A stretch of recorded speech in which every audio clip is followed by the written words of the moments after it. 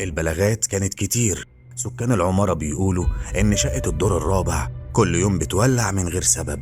النار بتظهر فجأة والدخان يخرج من الشباك، لكن أول ما حد يطلع يطفيها يلاقي الشقة سليمة وكأنها ما كانتش بتولع أصلا. الشقة دي كانت مقفولة بقالها 15 سنة. آخر واحدة سكنت فيها كانت ست كبيرة ماتت لوحدها جوه الشقة، والناس حكت إنها كانت بتحب تولع شموع كتير، ولما الحريق حصل وقتها محدش عارف يطلعها قبل ما كل حاجة تتحول لرماد. اللي شافوا النار الحديثة حلفوا إنهم شافوا ظل حد بيتحرك جوه قبل ما النار تختفي فجأة. والأغرب إن ريحة الشموع كانت بتفضل في المكان بعد ما الدخان يختفي.